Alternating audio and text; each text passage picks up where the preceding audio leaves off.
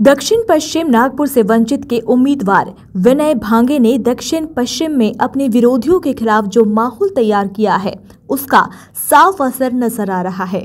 उनके कार्यालय और बैनरों पर किसी ने अपना गुस्सा सरेआम जाहिर किया है। कल शाम अज्ञात व्यक्तियों ने उनके पार्टी कार्यालय पर पथराव किया और उनके बैनर को भी काफी नुकसान पहुंचाया है। अब इस मामले में भांगे ने अपनी प्रतिक्रिया दी। भांगे ने साफ शब्दों में कहा कि ये मेरी आवाज दबाने का प्रयास है। साथ ही उन्होंने ऐसी घटनाओं को अंजाम देकर उनका कद बढ़ाने के लिए अपने विरोधियों को ही अपने ही अंदाज में धन्यवाद भी दिया। भांगे ने यह भी कहा कि चाहे जो हो, मैं अपनी अंतिम सांस तक अपने समुदाय के साथ खड़ा रहूंगा। जय भीम मित्रांनो, भीमपुत्राची लहर दक्षिण पश्चिम मतदारसंघात काय कमाल करताय तुम्हाला काय सांगू। मित्रांनो, काल रात्री काही कार्यकर्त्यांनी माझ्या पक्ष कार्यालयाच्या बाजूला माझे बॅनर पोस्टर लागले होते, हे पूर्ण उद्ध्वस्त करून टाकले।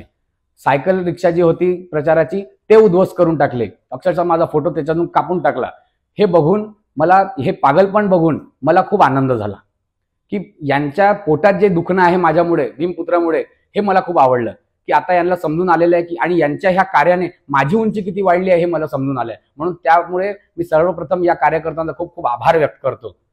तसेच मी या कार्यकर्त्यांना सांगू इच्छितो की भीमपुत्र कोणाला घाबरत नाही, समाज एकत्र करायला निघालोय आणि समाज माझा पाठीशी जोडलेला आहे।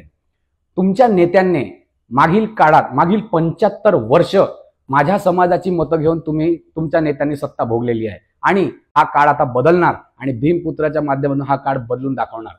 तुम्हाला सांगतो, इतिहास काढायचा असणार तर तुम्ही माझा इतिहास बघून घ्या। राजकारणात येण्यापूर्वी मी माझ्या आयुष्यात प्रशासनाने मला अशा प्रकारचे टॉर्चर केले, अशा प्रकारे त्रास दिलेला आहे की मी हा भारत देश सोडून जाणार होतो। पण ज्यावेळेस मी अंधारात पडलो, ज्या प्रकारे माझ्या साहेबाचं नाव आहे प्रकाश, त्या प्रकारे साहेब माझ्या आयुष्यात लाभलेले आहेत आणि त्याच दिवशी, त्या क्षणाला मी शपथ घेतलेली आहे की माझ्या शेवटच्या आयुष्यापर्यंत, शेवटच्या श्वासापर्यंत मी माझ्या समाजाच्या पाठीशी उभं राहणार। म्हणून तुमच्यावर माझी ही दहशत मला खूप आवडली।